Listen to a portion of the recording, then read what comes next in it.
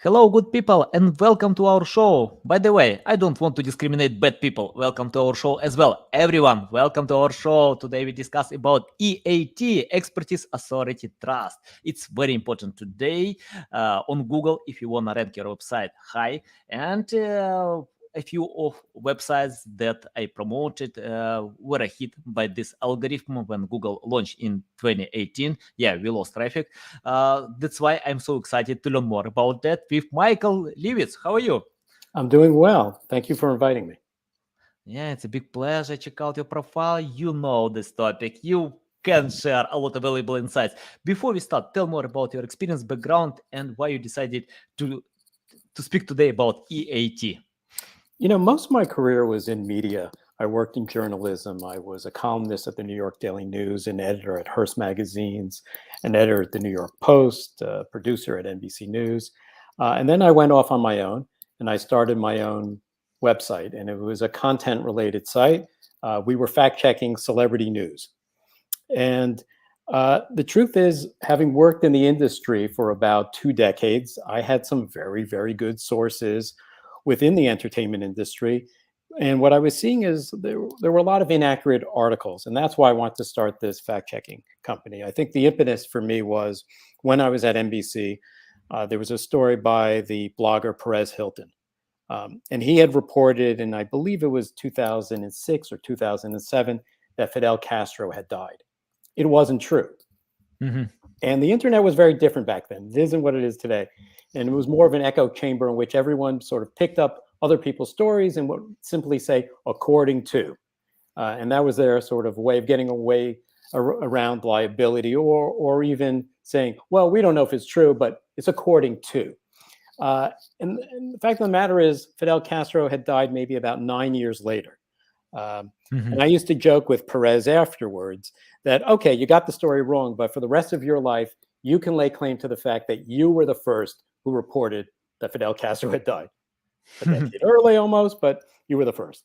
And one of the things that I realized was I was, like I said, an old school journalist with a new website competing against big brands like People Magazine, Entertainment Weekly, Us Magazine, which was actually one of the magazines that I had edited. But I knew the characters involved. I knew the actors. I knew the producers, and I knew when these stories were untrue. But the hardest part really was, and I remember vividly a conversation with the great John Mueller of Google during one of those Search Central hangouts, saying to him like, "Hey, but our stuff is accurate. Ours is true." And obviously, he couldn't tell me specifically what we were doing wrong, but he gave me an invaluable advice. And he said, your stories may be the most accurate and you may have the best sources, but you need to prove to your users that your story is true. And then in turn, of course, Google will pick up those signals. And I really sort of struggled for a long time. How do I prove? Us Weekly says a source says George Clooney's getting divorced, but I'm speaking to, let's say, someone very close to him, or closer, and but they don't want to be named. I'm not saying that specific instance, but oftentimes people don't want to be named, so they go under a source close to or an insider.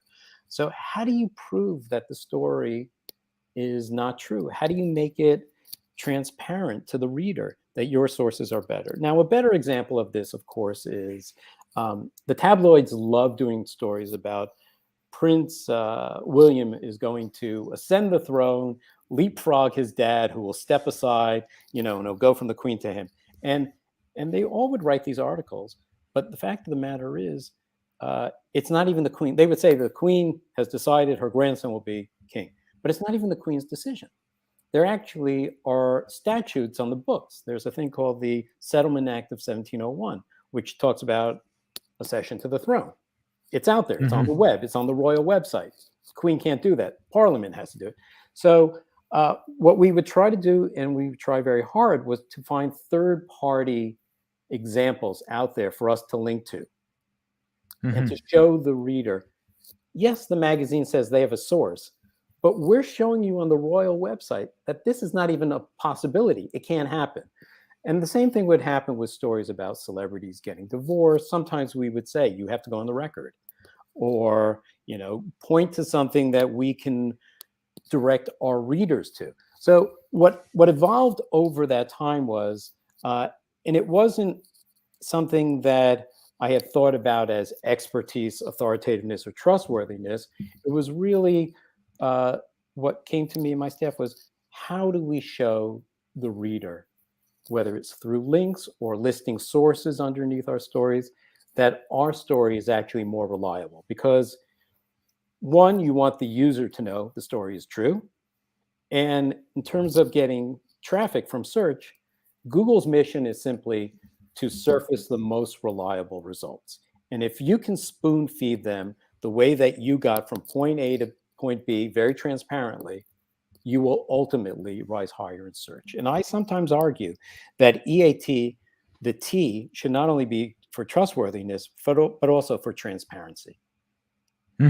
Love it. Yeah, so valuable. Before I will ask the second question, I want to share my story. In 2019, I traveled to Turkey with my family. When I came back to Ukraine, I got flu, and recovered for 45 days with a lot of antibiotics, pills, shakes, many other stuff. That was hard. And at that point, I decided, no way, I can't go ahead with that, because if I recovered 45 days from common flu, that means something is wrong with my immune system. I need to change my lifestyle. That's why I started to take cold shower every single day, eating healthy food, changed many other attitudes. And, for over 3-4 years, I don't get any flu even one time. If I wanna share the story with readers, to create a blog, to tell about my experience, that it's possible to overcome many such diseases without pills, shakes, medicine, pharmacy, just to pay attention to the right lifestyle, for example, like taking cold shower. How Google can understand that it's transparent, and because Google can analyze experience of these medical websites, but this industry, I don't know, $1 billion companies can occupy the top 10 results. Is it possible for bloggers like me? Of course, I pay a lot more attention with digital marketing. I have no time to create this blog, but for someone else who wanna jump on this field to share story about how to change bad habits with good ones, how you can treat your body, what to do at that point. It's funny because as a guest, you always want to be the most accommodating and you want to give the answer that you want. But the truth is, this is a very difficult position you're in, because it borders on health, medicine. And as you know, there are these sites that are known as YMYL, your money, your life, right? Yeah. And those are the ones that Google pays particular attention to, because they don't want bad financial advice being disseminated in search, and the same with health or medicine. What I do think is there is value as long as you make a disclaimer and say, this is not medical advice I'm dispensing, but I can tell you from my own personal experience. And to me, that probably sort of dovetails almost in a way with products, right? You want to show that you've used a product when you recommend it. So you can say, this may not be for everyone, but I can tell you from my own experience, 45 days, couldn't get over a cold. Changed my habits, it helped. Will it help you?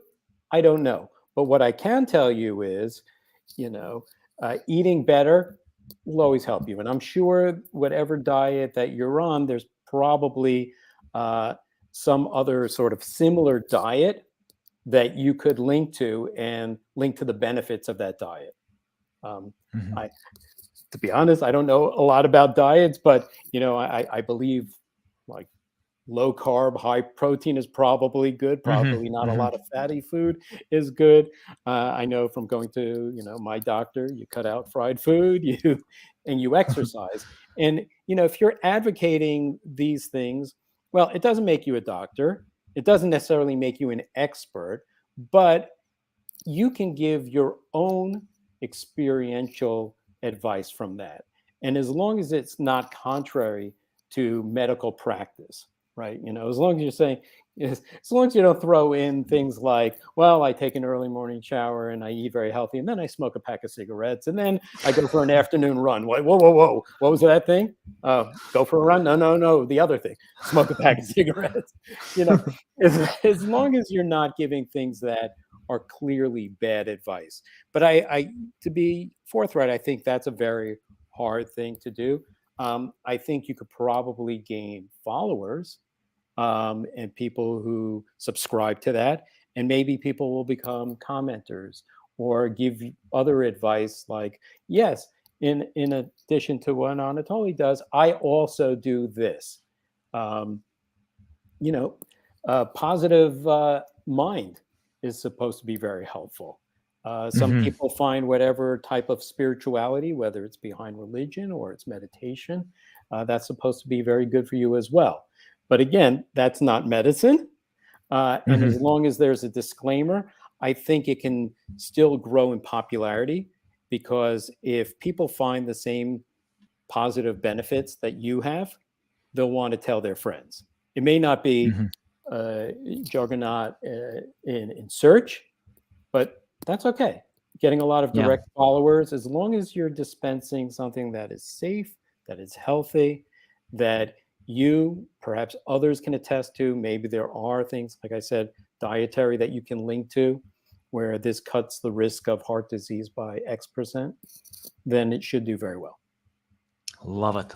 Yeah, I think I remember when I found a few companies that earn $100 million, but they have SEO traffic like 1,000 people a month.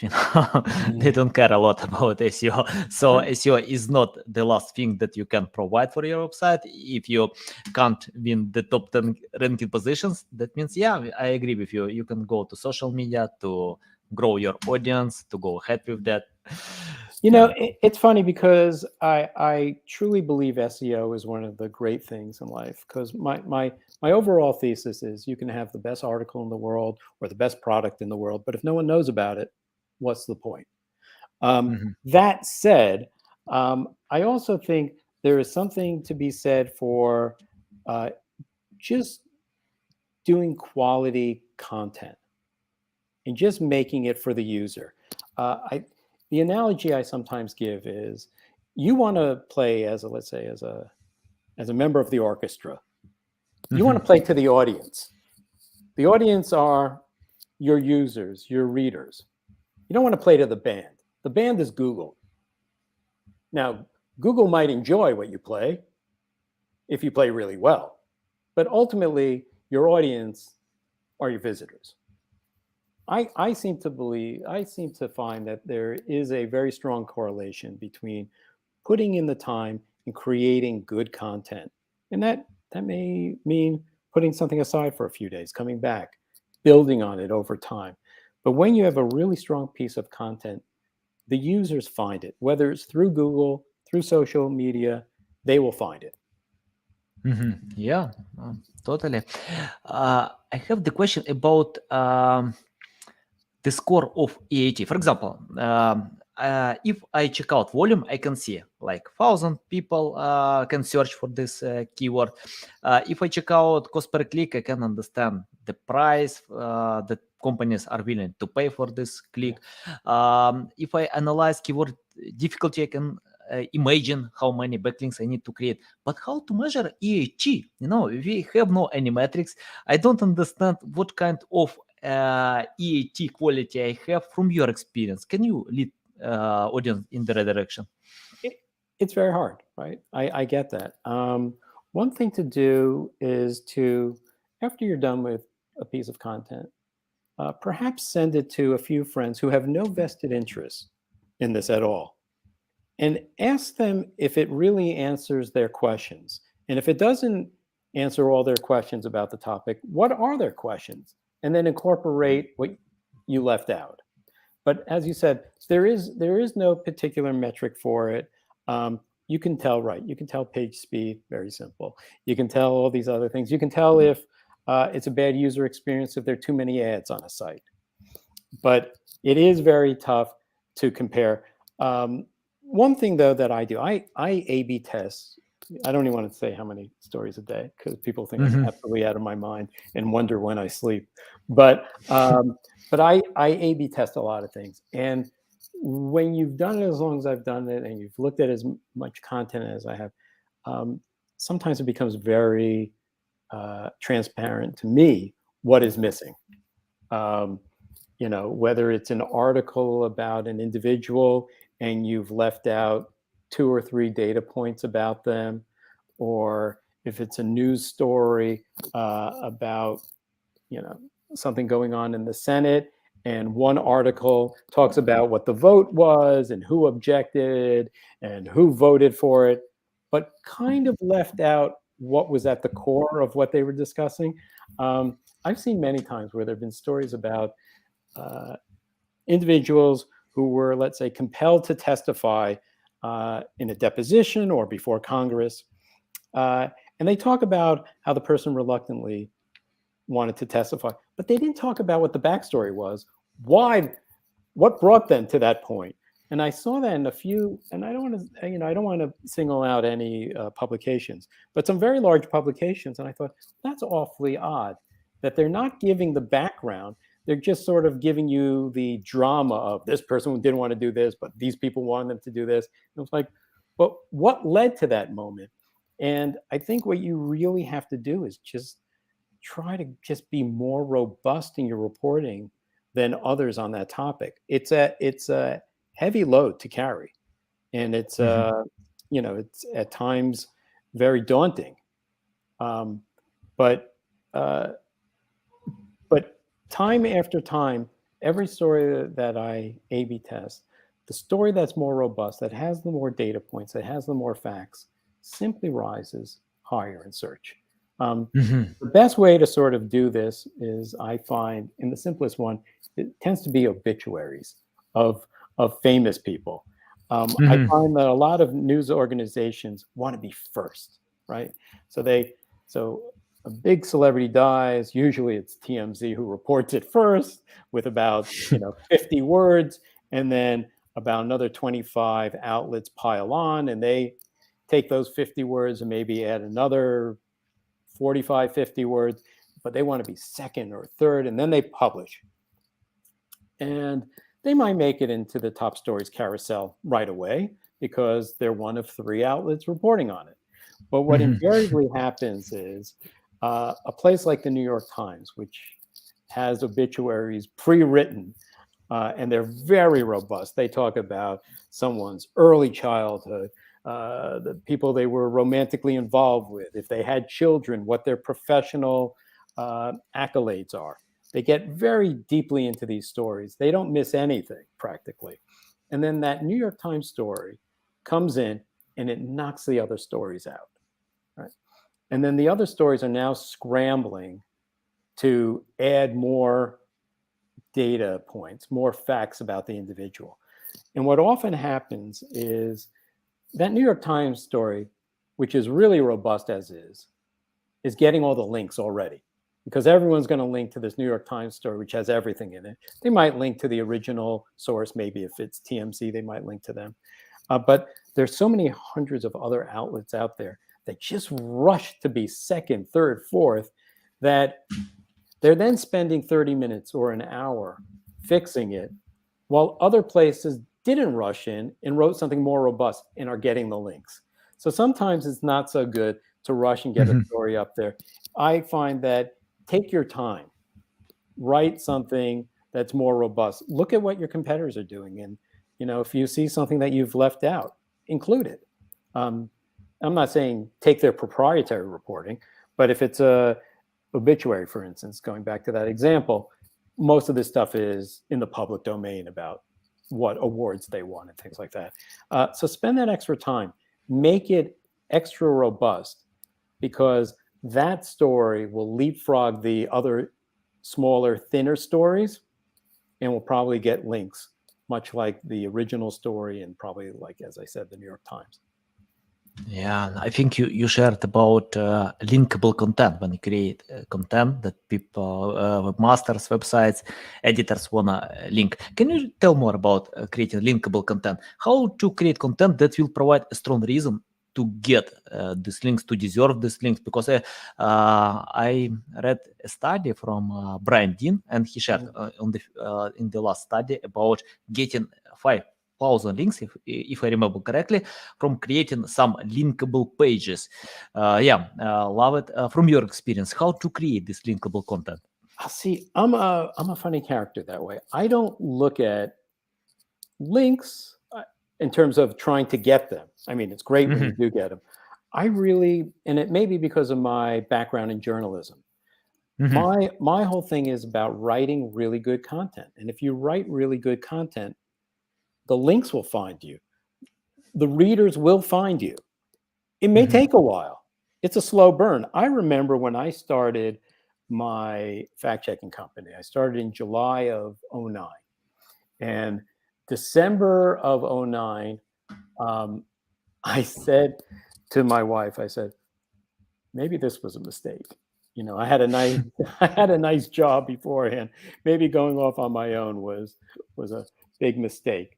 And you know, I stuck with it, and we produced better content, and we started to learn more about what users wanted, and ultimately that dovetails with what search engines want. And by July of 2010, we had 1 million unique visitors a month.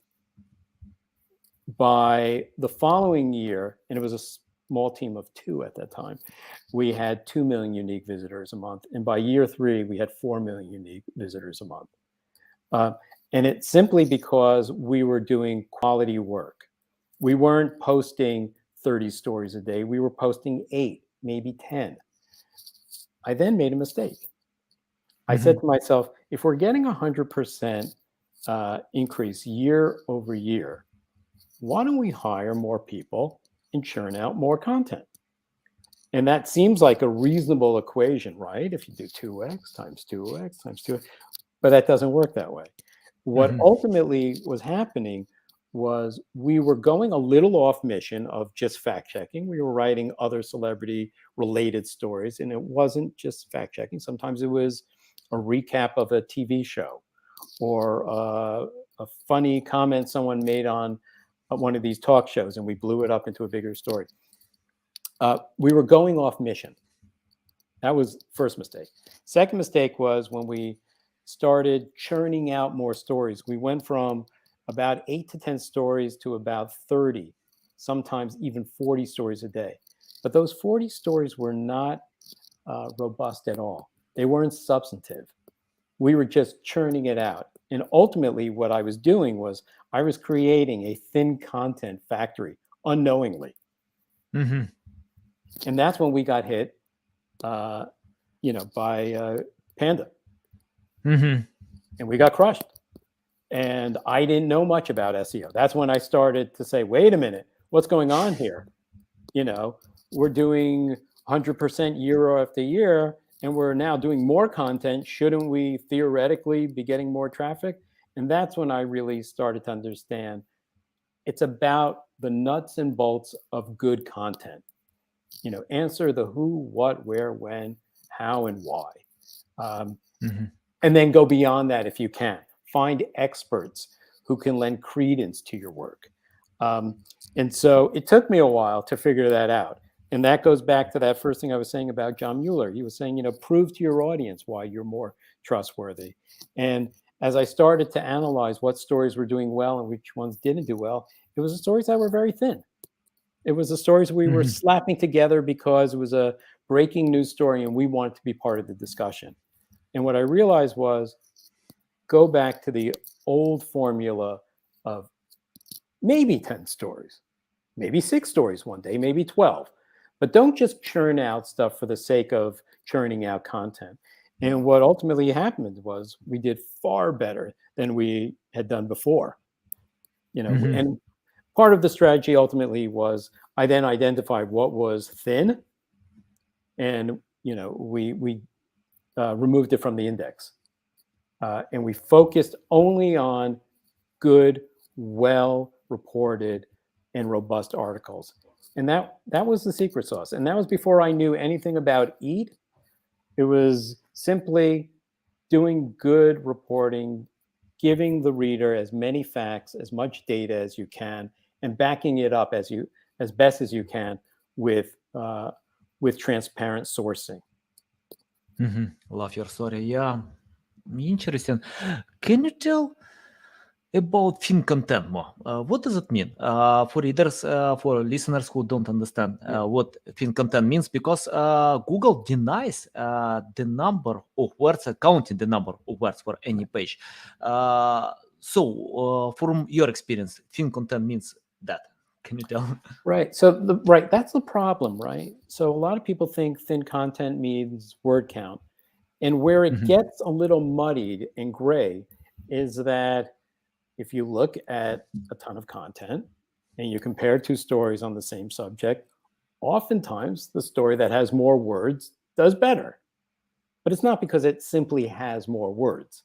You can fill your article with nonsense or use additional adverbs like very and extremely just to stretch it out. But that doesn't make it better. The reason why it sometimes dovetails where the wordier story does better in search is because that article simply has more background information, more data. So if I were to talk about there was I didn't even really read the story. I saw the headlines just moments before we went on, but apparently there was a tragic helicopter crash in West Virginia, and one of the headlines said it was a Vietnam era helicopter. So again, didn't read the article, but what I'm guessing is if you did an article that just said 6 people tragically lost their lives in a helicopter crash in West Virginia, and gave a few more details about it, you're not going to do as well as an article that maybe mentions who the victims were, tells you a little more about the topography of where they crashed, because in one of the headlines I did say mountainous region. So suddenly you start, even just reading the headlines, I was able to see like, oh, how would I do this? Well, without even reading it, right? I knew that I would have to mention the topography, maybe the fact that it was mountainous caused it. I don't know about the visibility. Maybe the fact that it was a Vietnam era helicopter. So that means we're talking now a helicopter that's about 55 years old, right? So, just saying 6 people died in a helicopter crash in West Virginia, yeah, that does answer it, right? It says what the story is about. But when you get into the weeds of it and you expand more, that's where you end up with a more robust article. And with the more robust article, what you end up with is more words. Well, it's more words because they have 4 more paragraphs about what the circumstances of the crash were, what kind of helicopter it was, who the individuals who died were. So that's why there is this overlap often, not always, but often between word count and what's considered thin and what's considered more robust reporting. Yeah, interesting. Okay, I have the question about be the first. For example, if you share stories, how is important to be faster than other publications that can post totally the same stories for Google? Because if most readers read the story, they're not interested, so engagement rate will be low. What do you think to be the first on with that strategy? I used to think being the first was really important. And one thing that I would see when I would look at Google Analytics and other things like Chartbeat, things like that, which measure in real time how you're doing, what I would see is if we were second on a story, there'd be this big spike. And then there'd be this giant drop off. If the story was hastily written and we just got the bare facts in there and said, oh, we're going to come back to this and make it more robust. And you see this giant spike. And then by the time we were done with the story, everyone else who hadn't pressed publish yet, who hadn't been crawled, indexed, and rendered. They were spending their time doing a better story. They would just knock us out of top stories. They'd knock us out of Google News, and rarely would you get back in. So, I think there is something to be said for spending a little more time in writing a good article. Yes, there are outliers. When the actress Brittany Murphy tragically passed away, and this is now more than a decade ago, I think we were the first or second to report it. And we tweeted out the story. And it was on a Sunday, if I remember correctly, and one of the sports commentators from a football game said, "Oh, I see, there's a report from Gossip Cop that Brittany Murphy passed away." And we didn't know at that point how it happened, but this sort of tremendous spike where you have got, 10, 15, 20,000 people on one story, and you say, whoa, like, how did that happen? And it happened because someone announced it on national television or maybe retweeted it as well. But other than that, eventually what we saw was we were not getting organic search because other places came in and did a better job at reporting the story. I mean, I wish I could say that we just did the bare bones because we wanted to be first. And listen, that's a choice. That's a choice you can make. Do I want to get some quick social media traffic? It's unreliable. It's undependable. You can't predict it. Or do I want to write a good story? I'm of the school, write a really good story. If it works, it works. If it doesn't, it doesn't. But at least I can go to bed at night saying I tried my best. Yeah, got it. Okay, I have the question about updating content. For example, if you use the strategy to create a lot of stories, that means some of them are obsolete in some days because people are not interested with this topic. They know about this news. What to do? Do you need to remove this content, redirect this content, or just leave it and get some possible traffic? That's a great question. So a major news organization asked me about a lot of content they had, and I just sort of skimmed through this, and I said, well, I really said to them, let me just look randomly at what you have. And I saw there was a story about Bill Clinton playing saxophone at a fundraiser. I believe it was in New York. He did it on TV, famously on the Arsenio Hall show, but he also, I think, did it at a fundraiser in New York.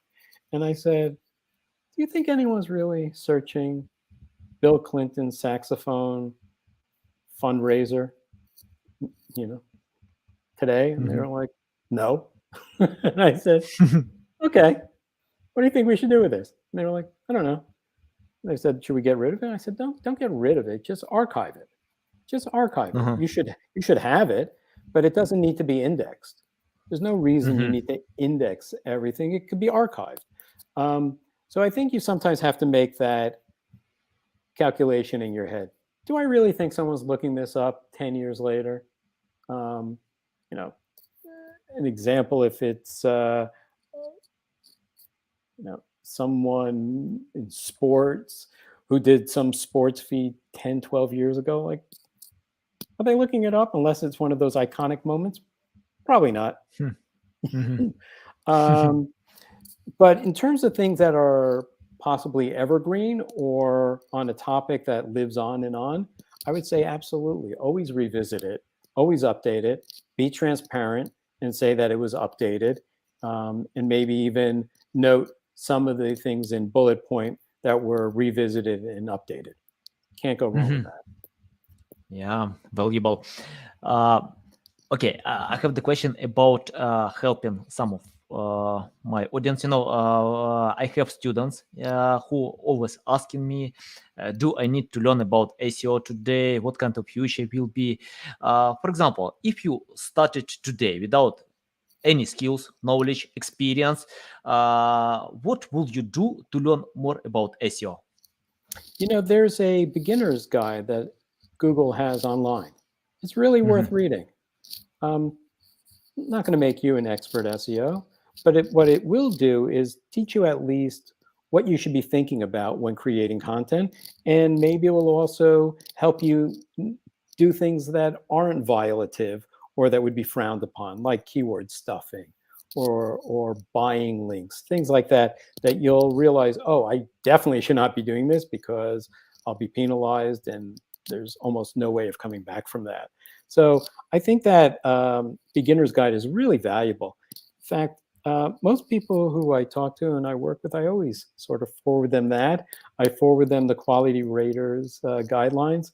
I say to them, listen, you don't have to read the whole thing, but if you read the first, I think it's 80 pages or so, and you see how they compare high, medium, and low quality, that will give you insight into what's really being sought. Again, I understand where people think that that's just for Google, but it's really for your user. Mhm. You know, one of the examples I give people also is the tendency is to people think like, why am I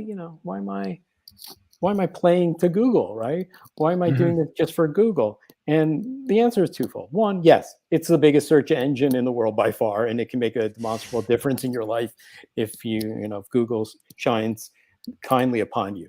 But the other real reason is Google's taking a lot of data points from users.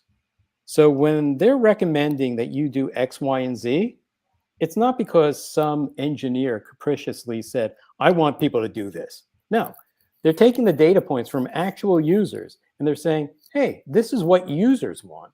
And that's who your audience is. So in a way, Google's doing you a big favor by going through all the data for you and then just telling you, follow these rules. Maybe you're not going to be the greatest SEO, but at least you're going to stay within the guidelines of what Google is saying users want. And I think we know what some of those things are. For instance, a broken link doesn't seem like a big deal to people. And I don't think it's a giant penalty with Google. I would say if you had 5 broken links on your site, then it goes to the question of trustworthiness, like how trustworthy is a site that they didn't even check to see if these links work. But then you backpedal it a little. You're the user and you're clicking on links and it's constantly broken. You, the user, are going to say, I don't know if I can trust this site. Like, what kind of, how authoritative can they be if every time I click on a link, it's broken? And the same thing goes with page speed. If you're just waiting for a site to open, at a certain point, you say to yourself, like, how good is this site? I'm not saying it has to be the fastest. You don't need all green circles with the core web vitals. You don't need that. You just need to be a decent enough user experience that people don't. The threshold, in a way, I wouldn't say is low, but it's not so high. If no one comments and complains, then you're doing okay. If they say to themselves, "Hey, this site is so slow," or "This site has too many broken links," or "Does anyone proofread this? Look at all these typos here." If they're not saying that to themselves or in the comments section, you're probably okay. Yeah, love it, love it. Okay, I have the final question about the future of SEO. Can you forecast your future? Because we have many things are coming, like metaverse, augmented reality. What do you think? What kind of future can we expect today to consider it and adapt our strategies for the future? Maybe it's because of my age. Maybe I'm a little old-fashioned here. I think still sticking to the basics. I'll tell you one thing that I've been looking at very strongly for a while, and I'm not going to name any of the names of these products, but I look at a lot of these companies that say, oh, we use AI, we use machine learning, and we can tell you exactly what to write. And some of them advertise that they'll write the content for you.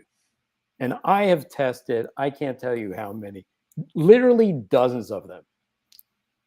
They're not that good. Maybe the first paragraph is good. And I think I posted something on LinkedIn on about this right after the Super Bowl in the U.S.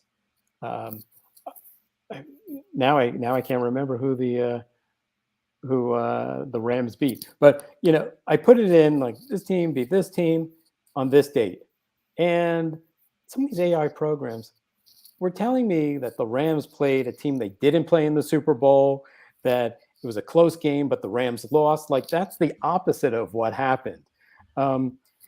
Think about it this way. So these AI programs are taking information that is available on the web. That's it. They don't know any more than what they can find on the web. And maybe they're not even finding everything on the web. And maybe they're also making bad connections.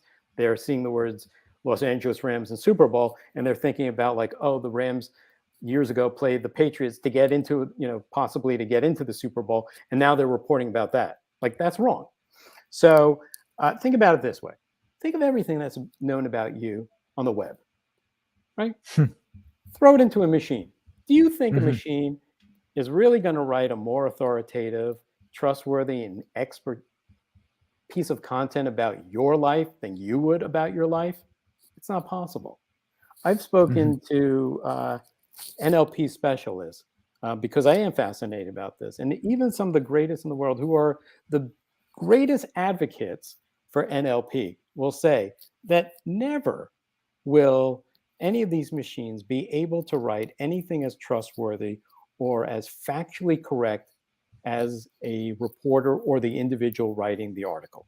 Not possible. Now, granted, if it were a story about, I don't know, the history of bowling, which I don't know, yeah, I bet you AI would know a bit more than me.